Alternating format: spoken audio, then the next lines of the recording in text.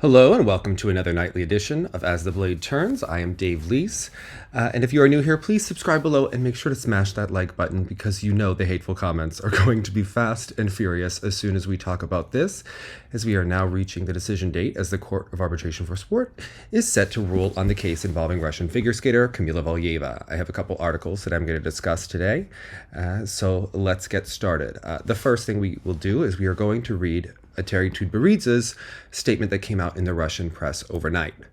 Honored coach of Russia in figure skating Eteri Tutberidze expressed confidence in the innocence of athlete Kamila Valieva, who was accused of using illegal substances. On Friday, the International Doping Testing Agency, ITA, reported that Valieva's doping test, taken in December last year, contained the bad substance trimetazidine. Eteri Tutberidze. A very controversial and difficult situation has arisen. I want to say that I am absolutely sure that Kamila is innocent and pure. For us, this is not a theorem but an axiom. It does not need to be proven. I understand that there is some protocol of actions that cannot be skipped. We have not abandoned the athlete in any case. We are with our athletes in trouble and enjoy to the end. Well, that's really interesting because when you see Kamila Valieva walk through the mix zone in the media and get pummeled with questions from the press, Eteri Tutberidze and the other coaches weren't actually with her. The natural comment that's going to be given here is, but can the coaches be in the mix zone? The answer is yes. Rafael Aratunian and Adam Rappan both went through the mix zone and actually spoke to the press. So they are actually leaving a 15-year-old who's being accused in this situation very vulnerable to the hounds in the press as they are walking through. So it shows you a lot about this coaching staff. It also shows that they are being out of sight because they are smart enough to know that the heat is going to come on them. There were Russian hashtags against Eteri the other day. There are now Russian hashtags pro-Eteri. There is an ad on Instagram supporting Eteri. There is just information going left, right, and center, and they are being sure to really try to stay out of the fray so that more of the blame is not being cast on them. In my opinion, it does seem like this is what is taking place. She continued, it is not clear why the athlete with dubious doping on December 25th was admitted to the Olympic Games. Either this is a fatal coincidence or this is a very well-planned action. I don't know, even both. I agree with her there. I hope our leaders will not abandon us and defend our rights and prove our innocence. Now our entire team is frozen in anticipation of a decision regarding Kamila Valieva. We are afraid of any statements, not to violate, not to harm. I don't know who decides what, but we really hope that justice will prevail. Tutberidze told Russian TV channels. On February 8th, the Russian anti-doping agency RUSADA automatically imposed a temporary suspension on Valieva. The following day, the RUSADA disciplinary committee overturned this decision, allowing the 15-year-old athlete to continue participating in the 2022 Olympic Games in Beijing. WADA and the International Olympic Committee IOC have appealed the RUSADA committee's decision to lift Valieva's suspension to the CAS. The decision whether Valieva will be able to compete in individual competitions at the 2022 Games should be made on Sunday. Well, I'm going to continue with another article as we have a lot to discuss.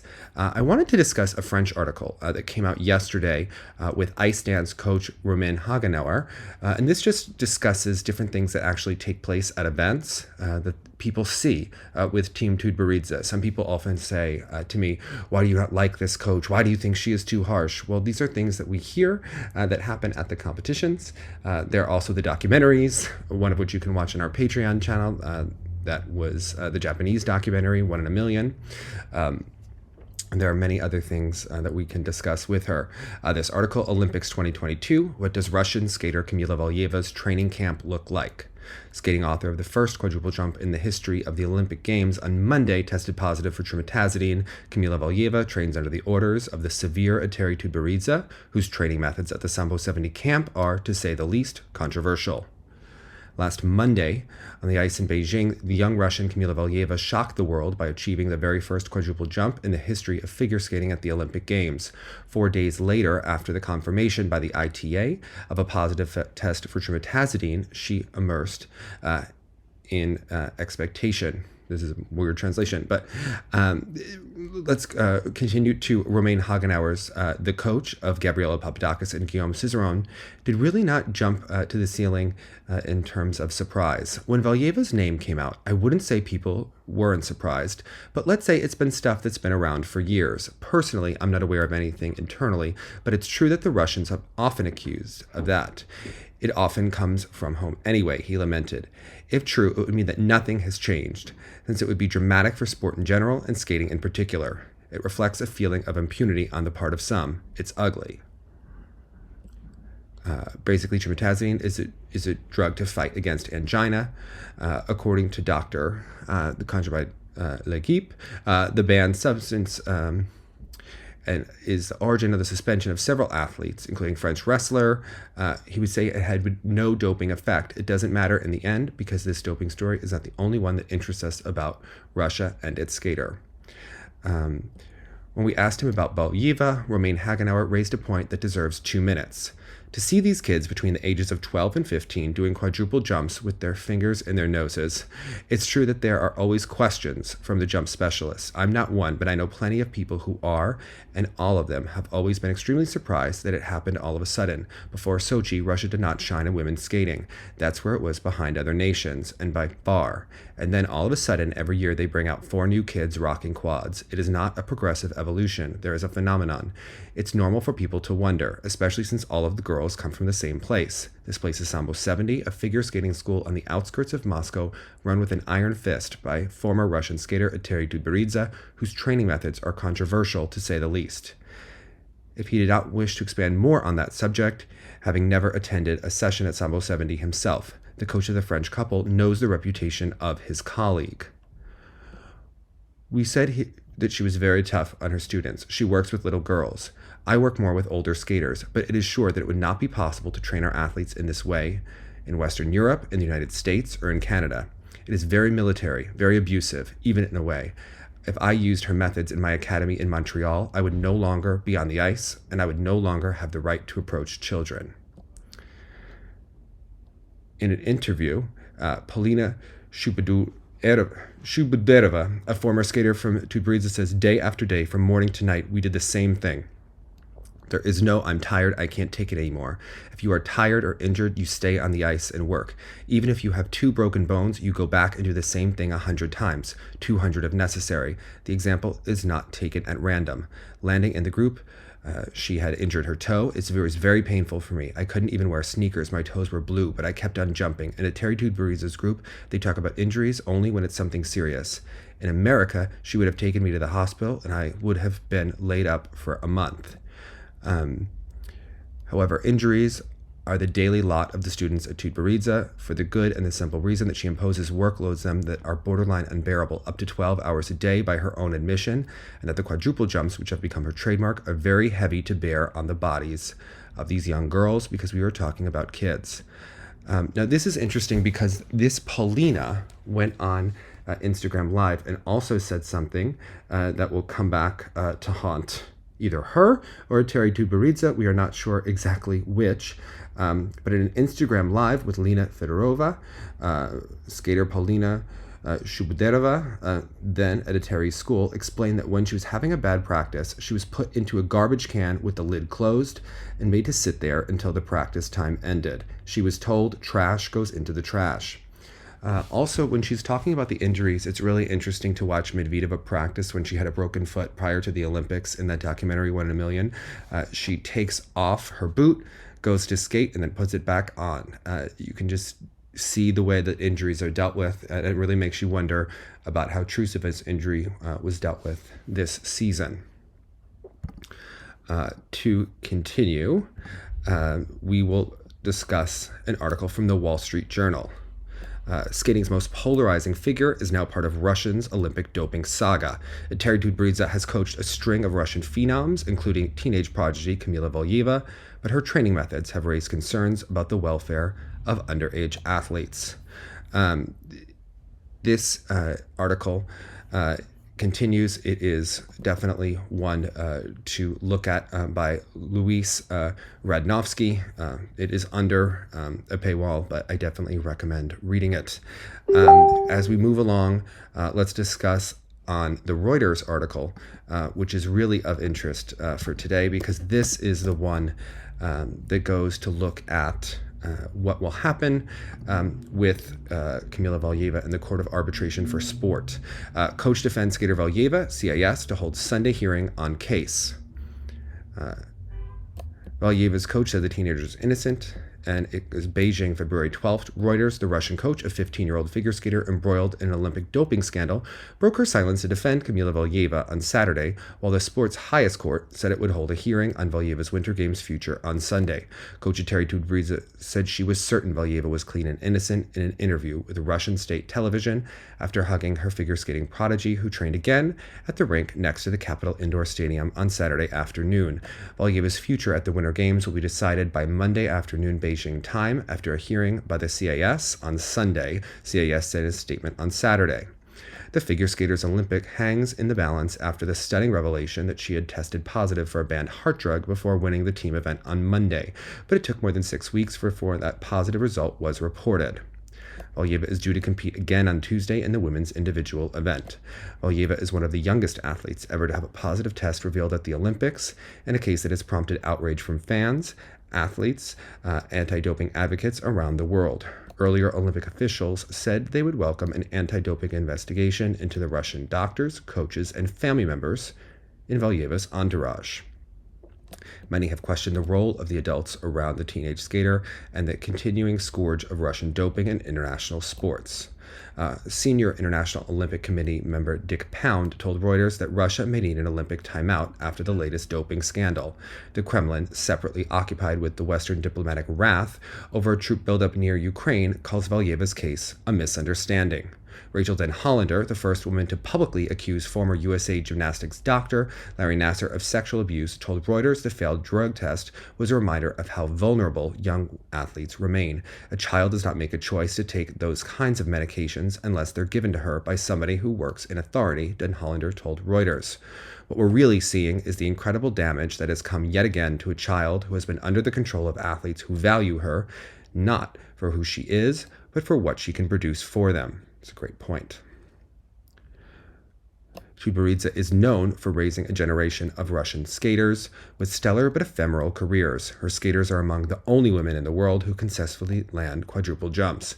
On Saturday, she added her voice to the growing cries from Russian officials over the delay in the figure skater receiving her positive drug test result.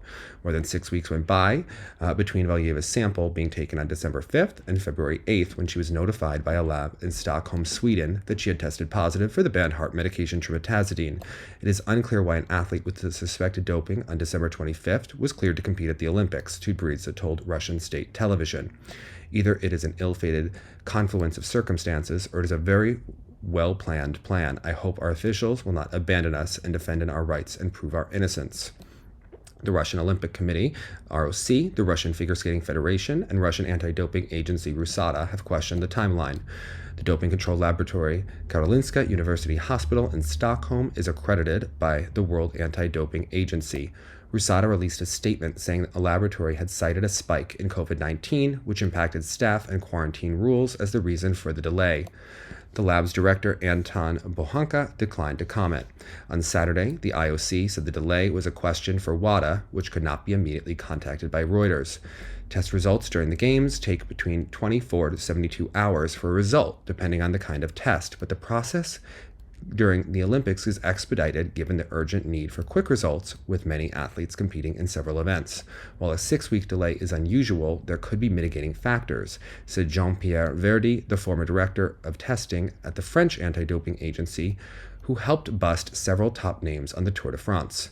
Between a sample's delivery time, added to the analysis time, and reanalysis time to confirm the presence of specific substances, and the fact that you have to send the screenings to several labs to get external confirmation, and some labs don't have that kind of experience, the delays can be very long, Verdi told Reuters.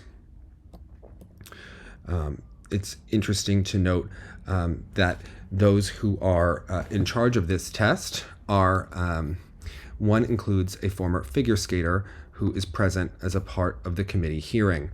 I think many people are very curious to see what will happen as the different people involved will be determining this case. It is a 3-member panel. And one of them being a former figure skater certainly adds interest to this case. And now I'm going to pick up with information about the actual Court of Arbitration for Sport. To be honest, I'm a little unclear exactly where I left off. To be honest, I had theater tickets. I went to see Clue, and you know what? We needed a mental refresh to keep going to cover these Olympics. So we want to continue. Let's continue on with a CBC article that actually discusses the Court of Arbitration for Sport. Russian figure skater Kamila Valieva's Olympic fate is expected to be known Monday. Hearing with the arbitration court is to begin at Sunday at 7:30 a.m. Eastern Time. Russian figure skater Kamila Valieva will find out Monday in Beijing if she can compete at the Olympics in the women's competition, which starts a day later. The Court of Arbitration for Sport said Saturday the expedited hearing on Valieva's doping case will be held Sunday at 7:30 a.m. Eastern Time, with a decision expected shortly thereafter. The 15-year-old skater and gold medal favorite broke down in tears after an emotional practice session Saturday in Beijing. At the court's closed-door hearing, which will be held by video link, lawyers for the Russian Olympic team and Valieva can ask the three judges to listen to a personal statement from her. If she attends, I assume it will be by a video conference, CIS Director General Matthew Reeb said at the court's hotel base. It will be a long night. It could be 4 or 5 hours. Valieva's status at the Olympics became unclear after she tested positive for the banned heart medication trimetazidine in Russia in December. She won a gold medal in the team event 5 days ago before the test result was known and is scheduled to compete as an individual on Tuesday. On Saturday, Valieva fell during a triple axel, a jump she typically executes without a problem, while doing a run-through of her short program. She later landed 2 combos, a triple flip triple toe loop, and a triple Lutz triple toe loop before skating to the boards and giving her coach, Eteri Tutberidze, an emotional hug. By the way, I don't think that means much, that she fell on a triple axel during practice. Most coaches will tell you the fact that she doesn't use her left arm is rather frightening on that jump. And if you watch our men's recap with Slava Zagrudnyuk, he discussed this in depth as well. Earlier Saturday, CIS confirmed it has received appeals from both the International Olympic Committee and World Anti-Doping Agency challenging Valieva's right to compete. The Russian Anti-Doping Agency gave her an automatic ban after testing positive. A day later, RUSADA lifted the provisional ban. The IOC filed an urgent appeal, which the Court of Arbitration of Sport will hear Sunday. It was sending a signal that we want this solved as quickly as it can be, IOC spokesman Mark Adams. The legal process is unusually complex because of Valieva's status as a minor, which gives her protections in the anti-doping rulebook. Because Valieva is only 15, her ultimate penalty could be as little as a reprimand. Her entourage of coaches and doctors face more scrutiny because the World Anti-Doping Code mandates they are automatically put under investigation. Valieva tested positive in a sample given on December 25th when she won the Russian national championships. I just want to stop there for 1 second where they said that her coaches and trainers are automatically put under investigation. You know, even though they will face scrutiny, what kind of punishment could they actually have if WADA, admits that they have clear problems? It seems very unlikely that Russia would ban Eteri Tutberidze as a coach. Ultimately, it would come down to the Russian government and the Russian Federation. So it seems like we're really at an impasse there. Valieva tested positive in a sample given on December 25th when she won the Russian national championships. The sample was the responsibility of the Russian anti-doping agency known as RUSADA. It was sent to a WADA-approved laboratory in Stockholm, Sweden, for analysis. On Monday, hours after Valieva's skating helped the Russians win the Olympic team event, the Stockholm lab notified RUSADA the test was positive. The 3 CIS judges from Italy, the United States, and Slovenia will consider only the request to reimpose the interim ban on Valieva. It will be chaired by Milan-based lawyer Fabio Iudica. The American judge Jeffrey Benz is a former national-level figure skater and one of the most in-demand arbitrators for CIS cases. Vesna Bergant-Rakozovic is a high court judge in the Slovenian capital of Ljubljana. Whether the Russian team keeps the gold medal in the team event is a separate issue that will be decided later. The full investigation of the doping case is for RUSADA to handle and could take months. That could also be appealed to CIS. So it's very interesting to read this. I also wanted to discuss the news that IOC's Dick Pound says it could be time for Russian Olympic timeout over doping. Russia may need to have an Olympic timeout as doping issues resurface after figure skating prodigy Kamila Valieva tested positive for a banned substance at the Beijing Winter Games. Senior IOC member Dick Pound from Canada said, Russian athletes at the Beijing Games are already not competing under their flag while carrying the ROC on their uniforms, and their anthem is not being played at any ceremonies following sanctions imposed for the widespread doping across many sports exposed after the Sochi Games. The 15-year-old Valieva became an early darling at the Beijing Games when she became the first woman to land a quadruple jump at the Olympics and helped the ROC win a team gold. However, the International Testing Agency said she positive for a banned heart drug, trimetazidine, in a urine sample collected by Russian authorities on December 25th. The Russian anti-doping agency WADA imposed a provisional suspension on Valieva on Tuesday, then lifted it a day on appeal. The IOC, International Skating Union, and the World Anti-Doping Agency have said they will ask the Court of Arbitration for Sport to reinstate the suspension. At a certain point, if they are absolutely incorrigible, you end up with a position of take a country timeout, said Pound in a phone interview from Florida. We could say, we can help you. You got a problem. We can concentrate on it. Take a timeout for 1 or 2 or 3 Olympic Games until you can get this under control. Russia has acknowledged some shortcomings in its implementation of anti-doping rules, but denies running a state-sponsored doping program. The Russians don't help themselves because they have been absolutely unrepentant, said Pound. They won't admit anything. They appeal every single decision. I think the approach probably has been too lenient to allow them to compete at the Russian Olympic Committee. I would agree there. Valieva's failed drug test has reawakened global anger over Moscow's doping history and outrage over how a minor came to have a prohibited drug in her system. These are all kinds of things going on, and I'm sure that the Russians have lawyered up and are trying anything and everything to control the damage, said Pound. But how could you possibly expose her to that risk? This is not like a tainted supplement. This is a non-therapeutic use of a fairly potent drug. Pound said efforts to work with Russia and appease them have not worked, and a different approach to the problem may be necessary. It's sort of appeasement. I forget who described it this way, but appeasement is sort of like feeding the alligators and hope you'll be the last one they eat, he said. Well, I do have some thoughts here. Obviously, the testing results are not working, and the testing has to become more stringent. This case does seem to be a workaround of a failed calculation. People are focusing on the fact that Valieva tested clean at the European Championships, perhaps. We don't even know if those results are completely back yet. And definitely, we do know that she tested clean at the Olympics. Now, this is very interesting because a clean test result doesn't necessarily mean that someone isn't using drugs. It means that the drug levels are not detectable or they're under certain use guidelines for the limits. This likely seems to be a calculation error, which is why it's known as a trace amount, because these athletes often use diuretics to flush out their system and to flush out the drugs that were being used. That's why I think if the Russians want to continue competing, and that they should prove themselves to be clean. I posted this on Twitter, but I'm actually quite serious. The more I think about it, is that I think that the Russians should have to provide hair samples in addition to urine samples to WADA test regulators. A hair sample would give a history of drugs and they wouldn't be able to get it out of their system. There are some confusions with hair dye. Perhaps everyone would start to have dyed hair or have shaved heads like Britney Spears circa 2007, but perhaps that would be alarming as well. If you would have to provide hair samples to prove to herself to test clean, I would absolutely actually let Valieva compete on Tuesday if she could provide a clean hair sample. It would be very interesting because we would know exactly what drugs the Russian athletes are potentially taking. The hair would provide almost a history of doping, which would be very interesting to world anti-doping regulators.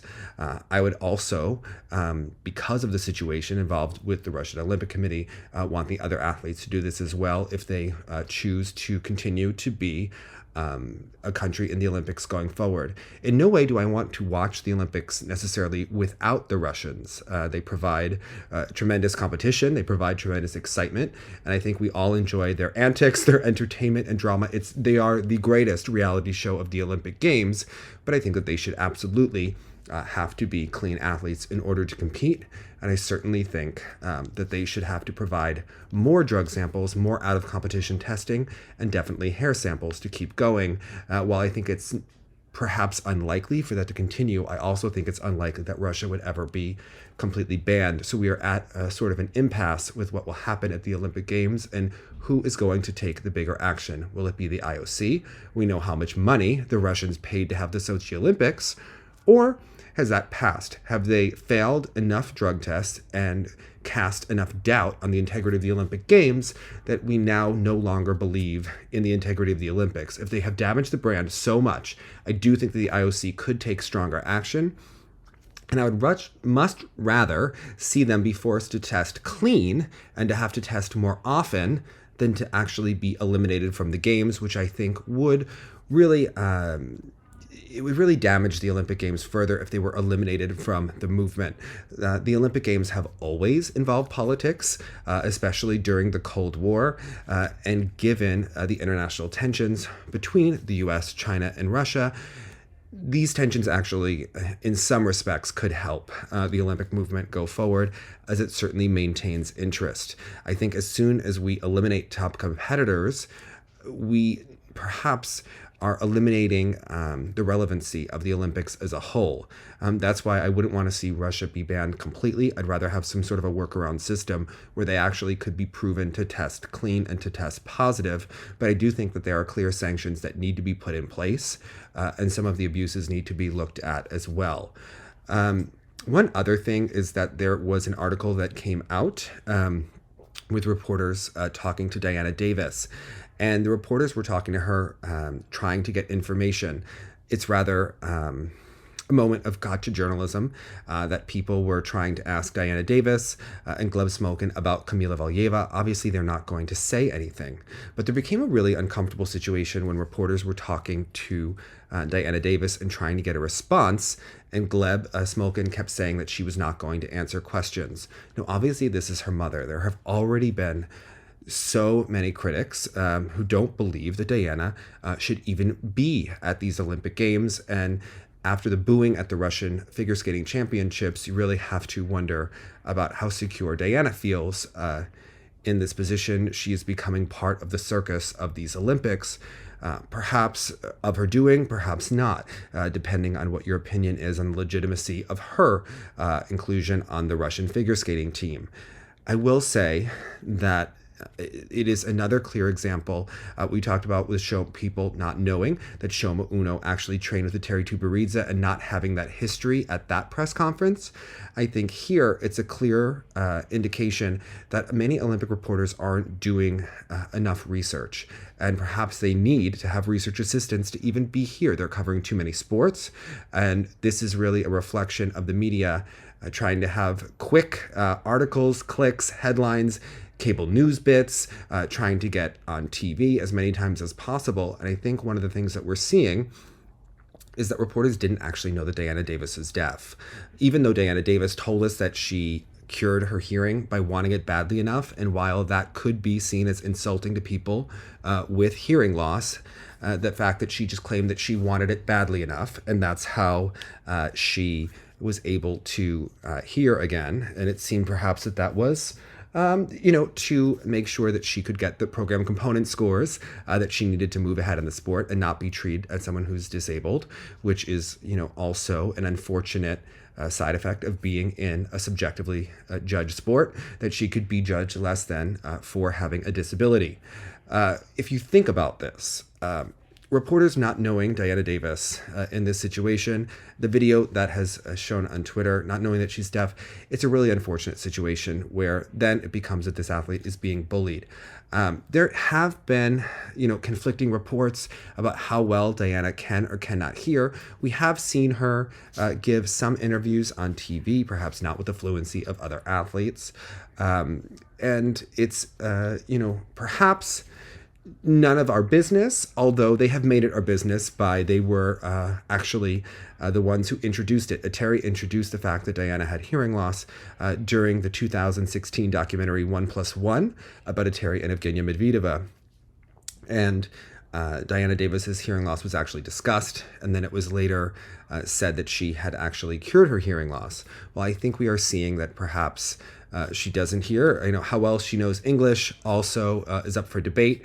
It's not uncommon for someone to pretend not to know a language when they don't want to answer uncomfortable questions, but perhaps it's not her responsibility to answer about practices for Kamila Valieva. One thing I will say is that I have a coach who is the caller of the recent European Figure Skating Championships and was on the tech panel at Skate America. Granted that this is the world of ice dance, this coach actually worked with Igor Spielbahn's teams in Novi because when you are a caller, all of a sudden all of your former coaches love you so much. And this coach indicated that Gleb Smolkin was responsible for doing all of the communication between coaches and officials and Diana. So they would give instructions and then Gleb would actually communicate what needed to happen with Diana. So it does seem that there is a form of hearing impairment based on that experience. I will say that it just does not look good. And I think it's a further indication of how well do Olympic reporters who cover all sports necessarily know the sports that they are covering. As figure skating gets more and more complicated, and we've moved away from the 6-0 and made things increasingly more complicated and nuanced, I think you are seeing some results of this, even in being able to track where these athletes are training, who they're training with, and what is happening, from time to time in their histories and their stories. So definitely a moment that is definitely one to look at. I will say that as we move forward, this definitely continues to be a dangerous situation for the Olympics. You have an athlete who is seen as being the latest phenom, the latest Olga Korbut, the latest Nadia Comaneci, and then having such a serious heart medication being given really does cast doubt on the entire Olympic movement and what is happening with the abuse of these young athletes. It's really sad, and it does put into question the future viability of the Olympic Games. While some of us are perhaps even more riveted to watch what will happen next, you have to wonder if the general public will become more turned off to knowing the abuses that these young girls go through. And I do think that that is very dangerous for the Olympic movement as a whole. It's also interesting that one of the judges that's on the CAS hearing was part of the Maria Sharapova case, and also part of the swimming case with the athlete who was banned for the same drug, trimetazidine. So as we see it going forward, it looks like two of the judges are quite strict in how they impose rulings on athletes, and it'll be really interesting to see what happens going forward with this. Will it be a 2-1 decision? How will this happen? Certainly her age will come into play here, but also Russia's status as the ROC in the Olympics is also going to be put into play. I will say that, again, with Olympic reporters, we also have to look at the New York Times, which focused so much on whether trimetazidine could help Kamila Valieva while she was competing, but this is a trace amount. The magic in skating happens in the training. It happens in having that advantage day after day. And at what age do doping programs actually begin for these figure skaters? In a recent episode of This and That, in the men's recap during the second half, Slava Zagarudniuk gave us a big clue that perhaps he didn't realize that he gave when he said that when he was at the 2018 Olympics, that Sergei Dudikov, Eteri's assistant, was actually tracking the weight and the training of the junior and novice athletes who were at home. If they are tracking the weights, not only are they trying to prevent puberty, perhaps they are looking at amounts to then, determine the dosage of drugs that are given to these young athletes. If the doping program is given at such a young age, it would certainly help explain how these gymnasts are getting the triple axel and quads at such a young age. And it really does cast into doubt so much of what we've been watching at the Russian Figure Skating Championships and at the Russia Cup and other internal competitions over the last several years. And why is Russia the only country that is putting forth these quadruple jumps that we can see on the Junior Grand Prix year after year after year? More food for thought. We'll be covering this story. Thanks so much. Good night.